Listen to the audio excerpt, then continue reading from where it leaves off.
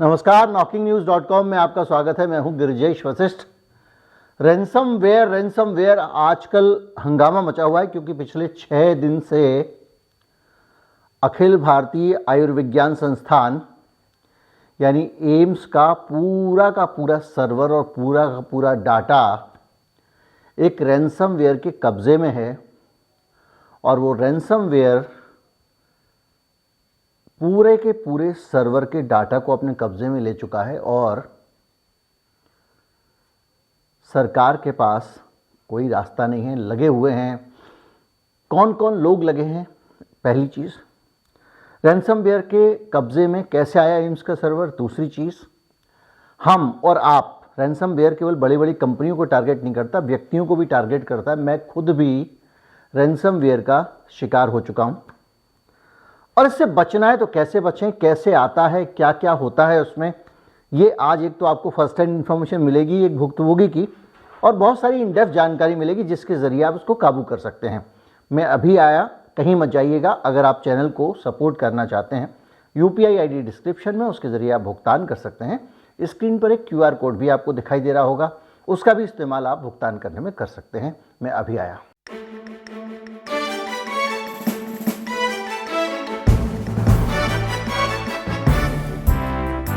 बड़ी संख्या में दर्शकों की एक शिकायत है कि उनको हमारे वीडियोस की नोटिफिकेशन नहीं मिल रहे हैं और कभी कभी ये नोटिफिकेशन उनको दूसरे तीसरे दिन जाके मिलते हैं और ये नियमित समस्या चल रही है, लेट नोटिफिकेशन मिलने वाली। इसको लेकर मैं YouTube से भी इस मसले को उठा चुका हूँ, लेकिन कुछ हो नहीं रहा है।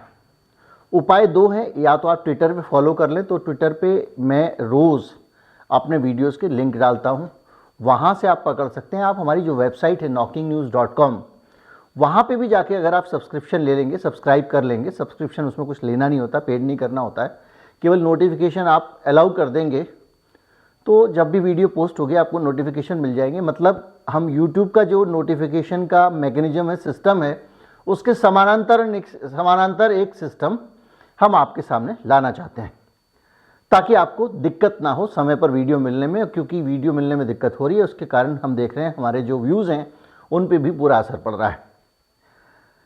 अखिल भारतीय आयुर्विज्ञान संस्थान यानी एम्स के अंदर एक रैंसमवेयर घुस गया है और इस रैंसमवेयर के कारण पिछले 6 दिन से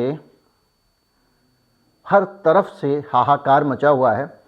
CERT की टीम को बुला लिया गया है, जो एक्सपर्ट हैं, जो हिंदुस्तान में इसी तरह के हमलों से निपटने के लिए एक स्पेशल टास्क फोर्स बनाया गया है, वो है CERT। इसके अलावा आपके पास में NIC की टीम है। NIC पूरे हिंदुस्तान का जितना ई-गवर्नेंस है, जितने सर्वर्स हैं, जितने कंप्यूटर हैं, जितने सॉफ्टवेयर्स हैं, उन सबको मैनेज करता है। केंद्र सरकार का संस्थान है और ज़्यादातर होस्टिंग nic.in है अगर, तो वो NIC से है। उसके एक्सपर्ट भी लगे हुए हैं और ये जो अटैक हुआ है ये इसलिए सरकार को टेंशन ज़्यादा है। जो सरकार कह रही है कि बहुत सारे VIP लोगों की सेहत की इंफॉर्मेशन कब्जे में आ गई है, किसके? रैंसमवेयर वालों के। अब रैंसमवेयर पहले समझें तो चीज़ों को आगे समझने में मदद मिलेगी। रैंसमवेयर मतलब ऐसा होता है कि मैं चंबल के इलाके का रहने वाला हूँ, तो वहाँ अक्सर ये होता है कि भाई पकड़ हो जाती है। पकड़ होना कहते हैं अपहरण को। किसी एक अमीर आदमी का बेटा है, उसको लिया और डाकू लोग अपने साथ उठा के ले गए और कहा भैया इतने पैसे लाओ तो हम आपको दे देंगे। एक और चीज़ होती है, उसमें बेटे को उठाया नहीं जाता है, लेकिन कहा जाता है कि आपका बेटा उठा लेंगे वरना पैसे दे दो। रैंसमवेयर थोड़ा अलग तरीके से काम करता है। वो आपका बेटा आपके घर में ही रहता है, लेकिन आपके घर में एक कमरे में एक ताले में उस बेटे को बंद कर देता है और उस ताले में जब बंद कर देता है तो कहता है ताला तो मैं ही खोलूँगा, खुलवाना है तो पैसे लाओ। हमारे कंप्यूटर में जितनी भी फाइलें होती हैं, जब रैंसमवेयर हमारे कंप्यूटर के अंदर घुसता है, आपके लैपटॉप में घुस गया, कहीं भी घुस गया, तो सबसे पहला काम ये करता है कि वो सारी की सारी आपकी फाइलों पे ताला लगाता है, यानी कंप्यूटर की भाषा में कहें तो उनको एनक्रिप्ट करता है। पूरा एनक्रिप्शन वो कर देता है खड़े खड़े, और आपको पता चलता है कि ये क्या हुआ, मेरी सारी की सारी फाइलें अब खोल रहा हूँ तो खुल नहीं रही हैं और उन फाइलों के आगे एक एक्स्ट्रा एक्सटेंशन उसका लग जाता है। जैसे आपकी फाइल अगर PNG फाइल है तो abcd.png आपकी फाइल है, तो उसके आगे डॉट लगा के वो जो भी रैंसमवेयर होगा वो अपना नाम लगा देगा, वैसरेटो या जो भी होगा।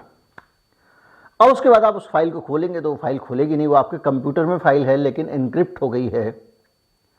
और हर फोल्डर में आपको उनका एक नोट मिलेगा, उसके ऊपर एक संदेश लिखा होता है कि आपका ये जो सर्वर है या आपकी जो फाइल है ये हैक कर ली गई है, ये हमारे पास है, हमने एन्क्रिप्ट कर दी है। अगर आपको ये फाइल चाहिए तो आप इतने डॉलर हमको भिजवा दो। आजकल एक नया चलन क्रिप्टो करेंसी का हो गया है, तो क्रिप्टो करेंसी भिजवा दो। वो ये भी लिखते हैं कि अगर भरोसा नहीं है तो इनमें से कोई 2 फाइलें हमको इस ईमेल आईडी पे भेज दीजिए, हम आपको डिक्रिप्ट करके भेज देंगे, तब भरोसा कर लेना। और ये पूरी की पूरी प्रक्रिया है। तो यहाँ जो रैंसमवेयर आया है कहाँ पे, एम्स में। इस रैंसमवेयर के बारे में पता चला 23 नवंबर को सुबह 7 बजे। सर्वर काम नहीं कर रहे थे। एम्स ने पुलिस में शिकायत दर्ज कराई। एक IFSO होता है, fusion and strategic operation unit, Delhi police की, वो इस काम में लग गई। और CRT मैंने बताया, कंप्यूटर इमरजेंसी रिस्पांस टीम है भारत सरकार की, वो उसमें लगी हुई है। CBI, IB, गृह मंत्रालय के लोग भी लगे हुए हैं, क्योंकि VIPओं की सेहत का डाटा इसके अंदर है। VIPओं की सेहत के डाटा का ही प्रश्न नहीं है, एम्स के अंदर हम सबकी सेहत का, करीब 4 करोड़ लोगों की जो सेहत है उसका डाटा उसके अंदर बंद है। जो लोग को एम्स में काम करने की प्रक्रिया का नहीं पता है, एम्स में जब आप जाते हैं इलाज कराने के लिए और कोई भी इन्वेस्टिगेशन एम्स में कराते हैं तो वो एक्सरे आपको नहीं देते हैं, वो उसकी रिपोर्ट भी आपको नहीं देते हैं, वो सब आपकी एक फाइल होती है उसमें रखा जाता है। और डॉक्टर को जब देखना है तो आपकी फाइल को खोल के देख लेगा, जांच लेगा, उसके आधार पर वो आपको इलाज बता देगा, लेकिन मेडिकल रिकॉर्ड्स वो अपने पास रखेगा। ज़्यादातर सरकारी अस्पताल इसी प्रक्रिया को अपनाते हैं ताकि बाहर का कोई आदमी आके एक्सरे, CT स्कैन वगैरह काम करा के ना ले जाए, अपने डॉक्टर से इलाज कराए। तो आने वाले समय के साथ में जैसे जैसे समय बदला, ये आपका रिकॉर्ड एम्स ने अपने सर्वर में रखना शुरू कर दिया, यानी इसको डिजिटल तरीके से रखना शुरू कर दिया। अब आप डॉक्टर के पास जाते हैं, आपका नंबर आता है, डॉक्टर स्क्रीन पे आपका रिकॉर्ड खोलता है और देख लेता है कि भाई इनका कब ऑपरेशन हुआ था, क्या हुआ था, इनको किडनी में यूरिया ज़्यादा रहता है, क्रेटिनिन ज़्यादा रहता है। ऐसा जो है वो 4 करोड़ लोगों का रिकॉर्ड एम्स में है। उसमें अटल बिहारी वाजपेयी का भी रिकॉर्ड है, उसमें इंदिरा जी का भी रिकॉर्ड है और बहुत सारे नेताओं का, और जो आज जीवित हैं उनका भी रिकॉर्ड है, जो चेकअप कराने जाते हैं उनका भी रिकॉर्ड है। अब आप कल्पना कीजिए कि मोदी जी के, माफ़ कीजिए, मोदी जी का नाम मैं ले रहा हूँ, कोई भी एक नेता हो सकता है, उसके बारे में कोई बहुत खतरनाक बीमारी उसको है जिसको दुनिया को जिसके बारे में नहीं पता है, और ये जानकारी लोगों को पता चलने भर से किसी देश की सुरक्षा के लिए बड़े खतरे हो सकते हैं, बड़े बड़े राजनीतिक बदलाव हो सकते हैं। इसलिए आपने देखा होगा किसी बड़े आदमी का निधन हो जाता है तो डिक्लेयर ही नहीं करते हैं 24 घंटे तक, 48 घंटे तक, जब तक सारी व्यवस्था नहीं जमा ली जाती है। वो इसीलिए किया जाता है क्योंकि उसके स्वास्थ्य से संबंधित जानकारियाँ राष्ट्रीय महत्व की होती हैं और उनसे बड़े से बड़े बदलाव हो सकते हैं। और हमारा, आपका, आम आदमी का डाटा तो गया ही। अब जो है इस मामले में एक जानकारी और आ रही है, और वो आ रही है कि 200 करोड़ रुपए रैंसमवेयर ने रैंसम मांगा है कि हम आपका सर्वर फ्री कर देंगे, आप हमको दे दो 200 करोड़ रुपए। जब आप 200 करोड़ रुपए दे दोगे हम आपका डाटा डिक्रिप्ट कर देंगे। लेकिन ये एडवाइजेबल है आपको भी कि इस रैंसमवेयर ने जब जब जिसका डाटा कब्जे में लिया है, गारंटी नहीं है कि पैसे लेने के बाद भी वो आपका सर्वर खोल देंगे, क्योंकि अब वो मांग रहे हैं तो क्रिप्टो करेंसी में 200 करोड़ मांग रहे हैं। दिल्ली पुलिस कह रही है कुछ नहीं मांगा है। तो भैया जब कुछ मांगा ही नहीं है तो रैंसमवेयर कैसा? लेकिन सरकार अपनी इज्जत बचाने की कोशिश कर रही है और 200 करोड़ रुपए हो सकता है अंदर खाते कुछ दे दिया जाए, अलग बात है।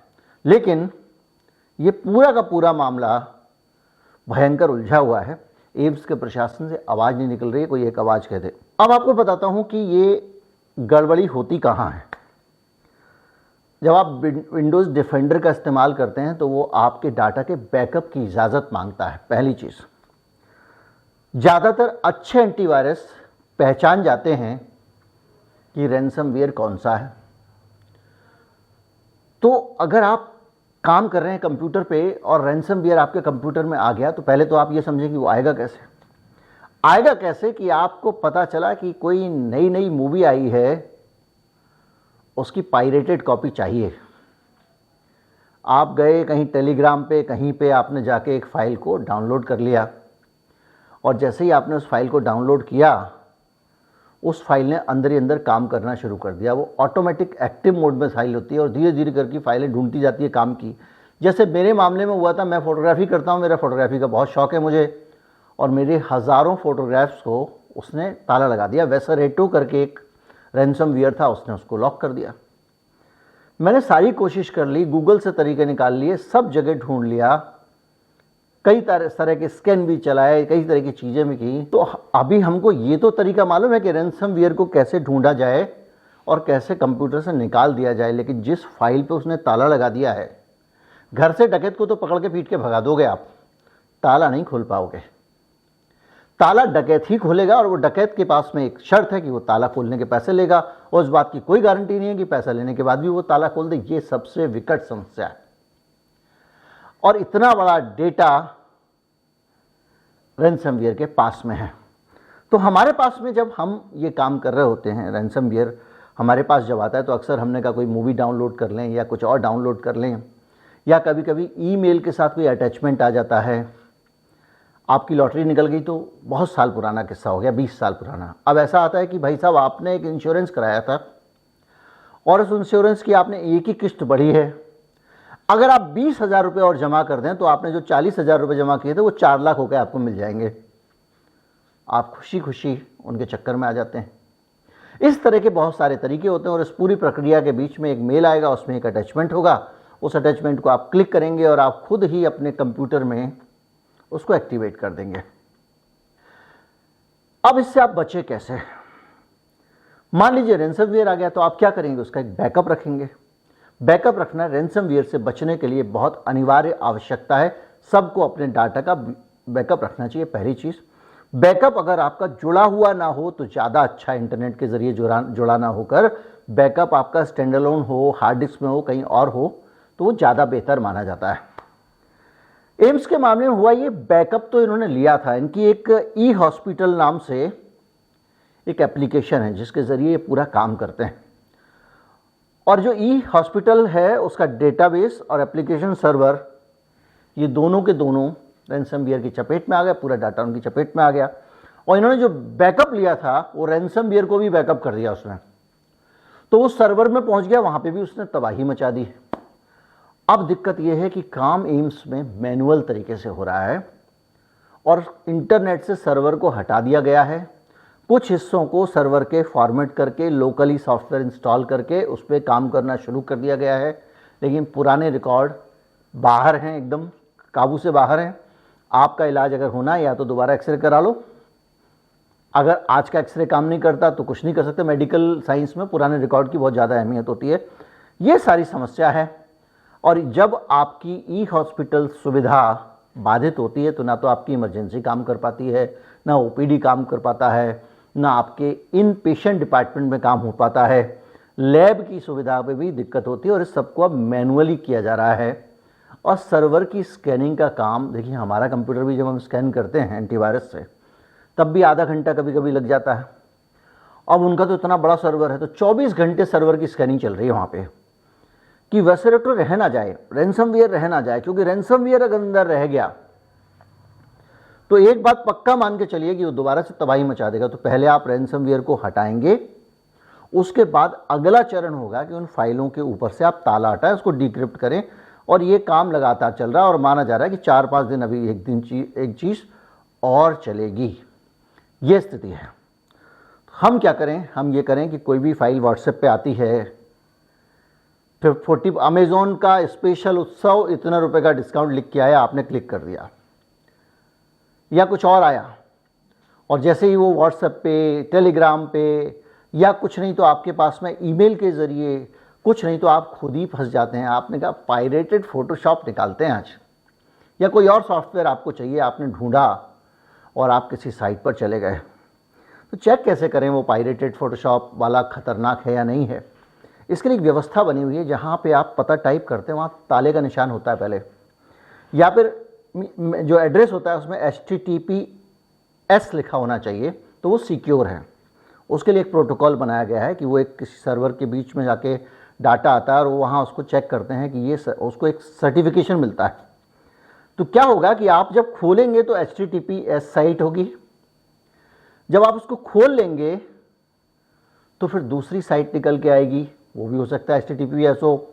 फिर वो आपको कहेगा 3 4 5 बार क्लिक कराएगा, झट ओके ओके आप करते जाएंगे, HTTPS से सीधे HTTP वाली खतरनाक साइट पे आप चले जाएंगे, आपको पता नहीं चलेगा और वहाँ से फाइल डाउनलोड हो जाएगी। आप किस चीज़ को, आप बहुत ज़्यादातर लोग फंसते हैं पायरेटेड सॉफ्टवेयर के चक्कर में। पायरेटेड हारमोनियम मतलब ख़रीदना ना पड़े, और इसलिए आदमी सोचता है कि पायरेटेड ले ले। तो पायरेटेड लेना है तो लीजिए, कोई बुराई नहीं है, लेकिन छाल फटक के लीजिए, छान पटक के लीजिए, वरना जो हाल एम्स का हुआ है वो आपका भी हो सकता है। उनके पास NIC है, उनके पास CERT है, आपके पास कुछ नहीं है। मेरी तरह हमेशा के लिए आपकी फाइलें ताले में बंद हो जाएंगी। उम्मीद करता हूँ वीडियो आपको अच्छा लगा होगा। अच्छा लगा हो तो ज़्यादा से ज़्यादा लोगों तक पहुँचाएं, चैनल को सब्सक्राइब कर लें। नमस्कार, जय हिंद।